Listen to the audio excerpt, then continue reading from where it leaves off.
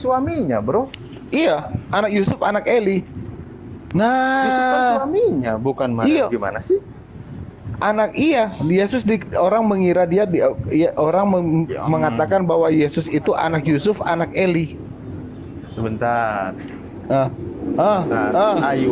Ayub yang memperanakan siapa? Yusuf. Apa ini Ayub? Saya langsung ke Yesus. Yesus dikenal orang anak Yusuf, anak Eli. Karena kenapa? Bentar. Iya, baca dulu ayatnya nomor berapa? Tunggu. Anak Yusuf, Baca anak dulu Eli. ayatnya. Tadi Eli ayat itu berapa, bro? ayah Rantai dari berat. Maryam, anak Maryam. Nah, kenapa Bro, kamu rantai berat. mengapa Loh, kamu? ini kitab saya mau bantu carikan loh di Lukas ya. Aduh, Kenapa sih kamu sendiri yang bawa, kau sendiri yang kepanasan, aku yang santai gimana? Kau yang ngajak Iya, loncat sana sini, pertanyaanku aku ngawur nurutin. juga, Alif, Pak Ustadz. Loh, kok pertanyaanku ngawur? Aku tanya, Enggak, itu nama apa ayahnya Maria hubungannya itu dengan siapa? apa? Langsung tembak langsung ke pertanyaannya. Itu kan dijawab si Billy. Lah itu kan aku Jangan tanya. lari-lari dulu. Siapa yang lari? Ayahnya Maria itu Kan- siapa? sudah dibilang Eli. Iya, di Tadi mana jawab, ayatnya? Billy, apa? Saya Apa? bacakan, di mana ayatnya saya bacakan?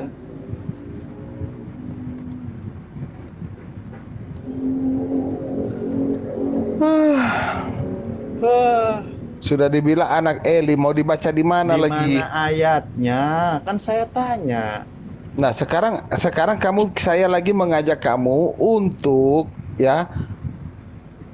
untuk melihat bahwa kitab kamu salah sejarah. Bagaimana itu? Lah, kitabmu aja saya tanya. Lukas 3, bro. Ketika Lukas Yesus 3, mulai pekerjaannya, ia berumur kira-kira 30 tahun dan menurut anggapan orang ia adalah anak Yusuf, anak Eli. Lukas Iya. 3 Jadi nomor. ini silsilah Maria. Lukas 3 Silsilah nomor. Maria, Lukas 3. Lukas 3 ayat 23. Oke, saya baca ya. Ini silsilah Maria ini. Hah? Sebentar, saya baca ya. Ketika Yesus memulai pekerjaannya, ia berumur kira-kira 30 tahun dan menurut anggapan orang, berarti bohong ya. Bohong ya. Menurut anggapan orang menganggap, berarti tidak kenyataan. Menurut anggapan orang ia adalah anak Yusuf. Sebenarnya kan dia ini cuma secara hukum, tapi dia sebenarnya anak Allah yang Yusuf disangkal anak oleh siapa? ilah negeri Mekah. Yusuf anak siapa? Yesus anak Allah. Yesus anak Allah. Bapaknya ialah Allah, sumbernya Allah. Ini yang blundernya kemana lagi? Loh, Makanya Iya, paham. karena tiap janin itu pasti dari benih manusia. Yesus bukan manusia, benih dari kuasa Allah yang turun menaungi Maria. Ya udah, berarti ini ngomongin. Jadi cocok kalau dikatakan di sini menurut orang anak Yusuf, Itu, anak Eli, Bil. menurut Makanya orang. hati-hati kalau jawab, Bil, akhirnya kau jadinya kebingungan Secara sendiri, kan? hukum, Diselamatkan lagi oleh Bukan rantai saya yang perak jawab, jadinya. saya yang jawab. Saya Iya. rantai perak yang jawab. Secara hukum dia adalah anak Yusuf. Secara hukum. Secara hukum. secara hukum dan secara sosial itu ya, atau budaya ya? Rantai Iya, perak. betul. Budaya. Oke, berarti Iya. bukan anak sungguhan. Nah, pertanyaan saya tadi bahwa di mana ayatnya Maria itu ayahnya namanya Eli. Iya, ini kan sudah jelas dari silsilah Maria ini, cuma harus disebut Yusuf karena Yusuf yang laki-laki. Ia adalah anak Yusuf. Apakah Yusuf melahirkan? Saya tanya kamu, apakah Yusuf melahirkan? Enggak, bukan. Maria Yesus yang dilahirkan oleh melahirkan. Yusuf. Maria yang melahirkan. Makanya di sini Maria yang memperanakan dia, tetapi dia bukan dari benih Yusuf. Disebutkan di sini Yusuf anak Eli. Iya, Yusuf anak Eli. Karena ini Eli secara anak siapa? hukum harus dari laki-laki, kecuali bisa berlaku kecuali tidak ada anak laki-laki. Bisa diambil ke perempuan. Itu contoh kasus, ada 2 kasus dalam perjanjian lama. Ini tadi yang sedang Begitu. dibahas, gini loh Bang. Yang tadi dibahas itu. Begini Ustaz. Kalau Saya- udah dijawab, udah ditujukan ayatnya, jangan lagi apalah lari-lari lagi. Itu kan udah ternyata udah dijawab maksudnya pertanyaanmu. sudah saya Kenapa tidak kamu lah. percaya Sudah jelas lagi? Saya tidak lari, Maksudnya dengerin ya. mau dengerin berpolemik. ya. Pertanyaan saya dengerin ya. Jawabannya sudah jelas. Pertanyaan saya Iya, dengerin. jawaban udah jelas, ngapain lagi? Di Pertanyaan Lukas saya 3 dengerin ayat dong, 23. pertanyaan saya, Pak Dan sudah Pendeta. kamu baca. Nah, Tadi- kamu juga mulai dari tadi saya pikir lari-lari udah Loh. dijawab pertanyaan kamu. Mau jelaskan lagi, mau bahas lagi. Loh, Kan sudah jadi- jelas, jawabannya jadi sudah aku yang- jelas. Jadi berarti Iya, di jawabannya sini- sudah jelas. Iya, berarti apalagi kau Sekarang kamu belum mengerti penjelasan saya. Bang. Sekarang saya tanya, kamu belum mengerti. Jadi kamu belum mengerti penjelasan saya. Bukan Saya belum ulangi sekali mengerti. lagi. Kamu itu sedang memelintir Nah, kalau- bacaan di kitabmu. Mana yang memelintir? Lah di sini Kitab nggak sucimu ada. memelintir semua kisah-kisah di dalam perjanjian lama. Coba Kitab nih, kamu ya. yang pelintir. Jadi jangan gunakan kata pelintir untuk kita membahas Alkitab. Oke. Semua dipelintir oleh ilah negeri Mekamu. Karena apa? Ilah negeri Mekamu dia tidak rela manusia tahu keselamatan itu hanya melalui Yesus Kristus. Makanya silsilah dia larikan ke siapa? Suku Lewi, supaya orang tidak mencari silsilah Yesus dari anak Daud, karena ketika mereka ke anak Daud, mereka pasti akan menuju ke nubuatan Mesias. Nah, ketika menuju ke nubuatan Mesias, siapa Mesias itu? Dia adalah Allah itu sendiri. Ilah negerimu tidak memberi kesempatan orang untuk menyelidiki bahwa Mesias anak Daud. Harus digeserkan ke keturunan Lewi, saudarinya perempuan Harun, supaya kamu tahu, bro. Oke. Kalau ya. mau tahu kebenaran, kamu mau tahu kebenaran, Nah, kenapa ini Mesias mah- disebut Dil, anak gimana Daud? dong? Ini mah bukan diskusi kayak Begini. gini mah. Aneh Nah, ini jadinya, alasannya. gitu. Kamu bilang kan memelintir. Jadi saya akan Ya, saya akan tanya. menjelaskan Nah, kamu saya siapa tanya sebenarnya yang sama memelintir. Anda. Saya tanya Begitu. sama Anda. Oke ya. Kita kembali ke ayat ini ya. Kan kau sendiri yang bawa ayat ini, ya kan? Di sini sedang Kalau Sudah saya jelaskan. Itu apalagi yang kamu pertanyakan? Sudah dijawab, dijelaskan lagi. Loh, kenapa kepanasan? Ayatnya sudah saya jawab. Ada di Lukas 3 ayat Iya, 23 saya baca. sekaligus Iya, saya baca. penjelasan.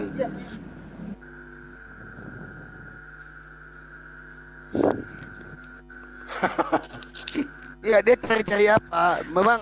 Memang dia memancing-mancing supaya apa?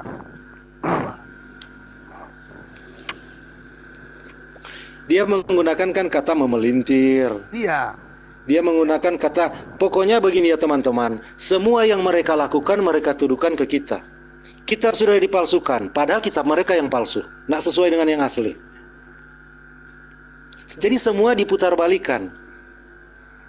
Jadi itu bro, teman-teman Masalahnya, yang Bang, mendengar, masalahnya udah dijawab, ya. udah ditujukan ayatnya. Malah pun dia mau ceramah sama kita di sini. Orang kayak gini tak usah saya naikkan di room kita.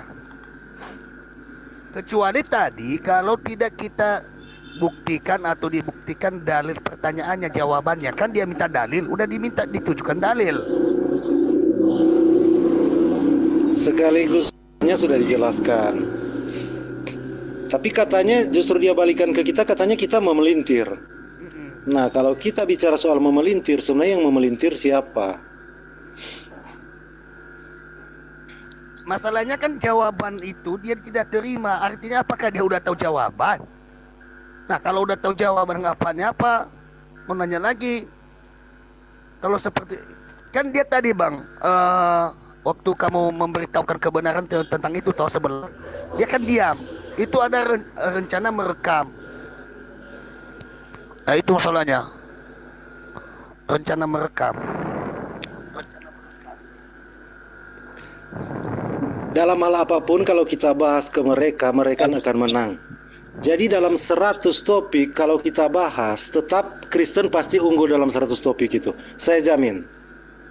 Halo, selamat sore Silakan semua. Muslim yang mau bertanya naik, kalau mau polemikan kita lihat 100 poin Kristen pasti menang telak 100 poin. Karena Kristen ini dibangun atas dasar kebenaran dan kejujuran. Jadi tidak ada yang melintir-melintir, yang menyesat-menyesatkan. Selamat sore. Betul Pak. Kalau dengar, Ya, selamat sore bro. suaraku dengar bang. Dengar. Jelas. Salam kenal semua ya. Aku cuman mau bertanya tentang setiap buka TikTok selalu yang namanya Yesus itu Tuhan gitu ya.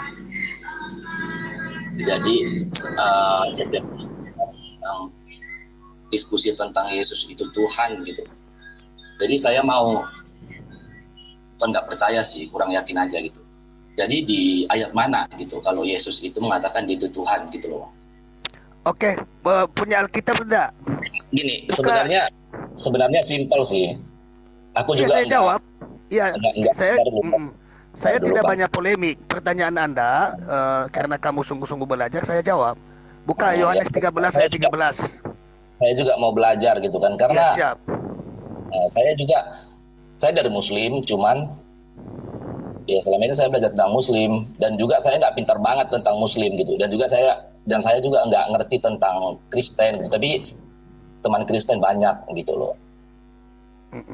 Itu ada jawabannya. Yohanes 13 ayat 13. Pertanyaan Bapak kita jawab secara utuh. Itu Yohanes 13 ayat 13. Itu apa isinya, Bang? Kamu tidak punya kitab? Maunya kan bisa dibuka dulu, dicatat nanti sehingga abang tidak tanya-tanya lagi di room sebelah. Saya Muslim. Saya nggak ada. Iya. Saya Muslim gitu, Bang. Saya tahu. Tapi kan artinya kan tidak mau nanya-nanya lagi. Makanya catat ayatnya yang saya kasih itu. Saya buka Soalnya apa-apa. Tahu dulu Bang ya. Saya buka ya.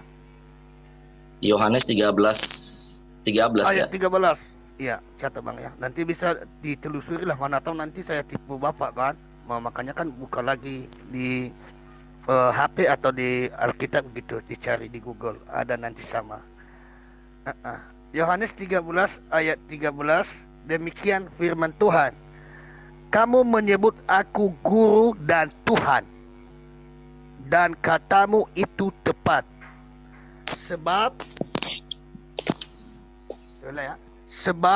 memang akulah guru dan Tuhan. Sekali lagi Pak ya, saya bacakan ya. Kamu menyebut aku guru dan Tuhan, dan katamu itu tepat, sebab memang akulah guru dan Tuhan. Itu Bang, dia mengakui dirinya adalah Tuhan. Itu Yesus sendiri yang mengakuinya. Yesus sendiri yang berkata ketika dipertanyakan. Oh gitu. Tentu saya tidak bertanya lagi ya di kitabnya Anda, karena abang mau belajar, saya tidak mau tanya lagi di kitabnya Anda. Sebenarnya ada pertanyaan-pertanyaan tapi tak usah lagi lah. Ya kan Bang? Iya benar. Iya, bro, Pak Pendeta, saya tambahkan menjelaskan sedikit ya. Silakan Pak. Siap. Karena ada yang menarik sekali pertanyaan dari Bro Karim ya. Bro Karim, memang Yesus sejak ini saya di abad pertama dulu ya. Di situ ada seorang bernama Simeon ya. Dia seorang nabi. Ketika Yesus dibawa ke Bait Allah untuk disunat, kan untuk mengikuti tradisi Yahudi kan, supaya dia benar-benar mengikuti tradisi Yahudi. Nah, dia berkata kepada Maria tentang Yesus ini. Katanya begini. Anak ini ditentukan untuk menjatuhkan atau membangkitkan banyak orang di Israel dan untuk menjadi suatu pertanda yang menimbulkan perbantahan. Jadi memang tepat sekali. Itu memang dijadikan dari ini saya cuma ambil yang ke waktu Yesus dibawa ke Bait Allah ini. Makanya Yesus kan pernah berkata, jangan kamu menyangka bahwa aku datang untuk membawa damai di atas bumi. Aku datang bukan untuk membawa damai, melainkan pedang. Matius 10 ayat 34 itu ya, bro catat.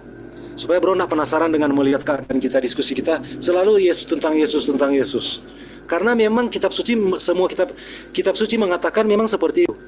Nah, kita lihat ya, sebenarnya hal ini sudah dinubuatkan ya, yang Tuhan Yesus katakan dia membawa pedang, berarti kekacauan ya.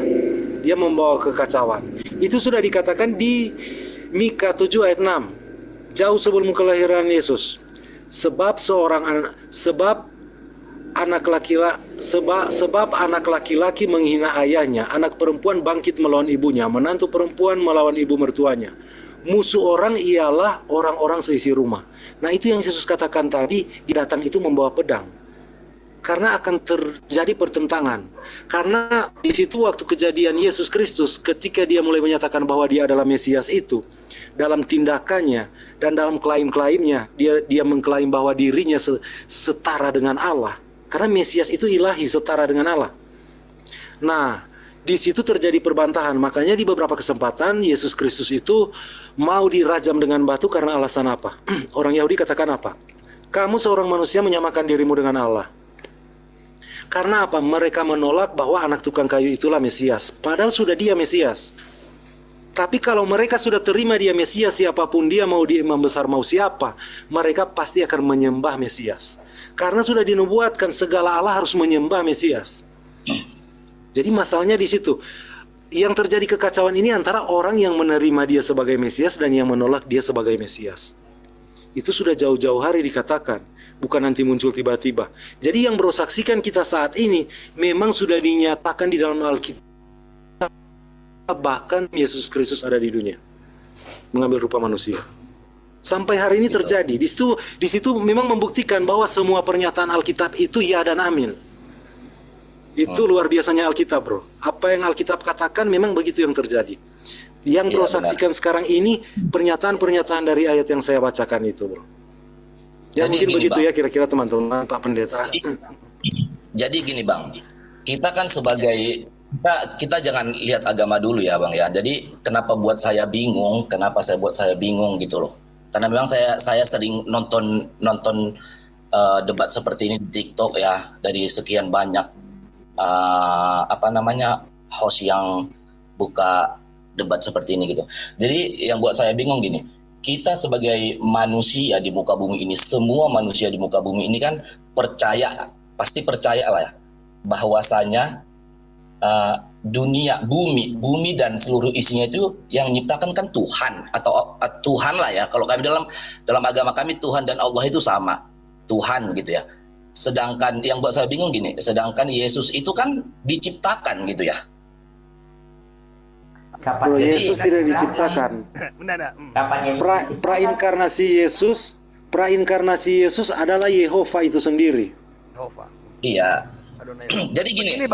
Begini bang, bentar, saya potong dulu supaya jangan lari kita dari pembahasan abang. Di mana kamu mendapatkan bahwa Yesus itu diciptakan? Mungkin abang bisa mendapatkan dalil. Kalau jujur, kalau membahas tentang dalil saya bodoh. Tapi kan pada dasarnya Yesus itu kan dilahirkan, benar nggak? Dilahirkan, tetapi berbeda dengan laki-laki dan perempuan seperti bapak saya, mama saya, ada hubungan. Tetapi iya, Yesus itu tidak ada hubungan, dan itu buktinya. Iya benar. Jadi gini. Makanya kalau bapak membaca di dalam Yohanes 1 ayat 1, ya, catat Yohanes 1 ayat 1 dan Yohanes 1 ayat 14. Itu di situ nanti ditulis dalilnya. Dan kalau bapak membaca sejarahnya, ya, bahwa yang dikandung Maria itu bukan hal-hal yang lain, tetapi yang dikandungnya itu adalah Roh Kudus, Allah sendiri, karena dinyatakan Maria adalah perawan yang suci, tidak pernah disentuh oleh laki-laki yang lain. Dan makanya kita mengatakan percaya bahwa dia adalah Tuhan dan Juru Selamat. Coba baca di dalam Yohanes 3 ayat 16. Saya nggak bisa catat buka semuanya. Bang. Ya, catat aja. Ini saya lagi nyatet, nanti saya buka dari YouTube atau apa ya, karena juga handphone saya cuma satu kan gitu. Siap. Nah di sini karena kan juga, pembahasannya. Karena saya mau belajar, karena juga kita kan mau kebenaran ya, kita kan mau kebenaran, jalan yang benar gitu kan. Jadi aku juga mau belajar sih sebenarnya, jadi biar nggak ada kebingungan gitu kan Bang. Betul. Makanya saya tidak mengutip kitab Anda. Makanya coba catat nanti ya, bahwa Yohanes 3 ayat 16. Saya bacakan ya. Nanti catat. Ya. Demikian firman Tuhan. Karena begitu besar kasih Allah akan dunia ini, sehingga dia mengaruniakan anaknya yang tunggal, supaya setiap orang yang percaya kepadanya tidak binasa, melainkan memperoleh hidup yang kekal. Pertanyaannya di sini, apakah Allah itu punya istri? Saya tanya sama abang dulu. Allah itu ya, kalau kami bilang Allah itu ya tunggal, berdiri sendiri gitu. Nah, jawab pertanyaan, apakah menurut Anda Allah itu punya istri sehingga dia punya anak? Tidak. Nah, kalau memang Allah tidak punya istri, tetapi di dalam ayat itu, konteks itu mengatakan dia mengaruniakan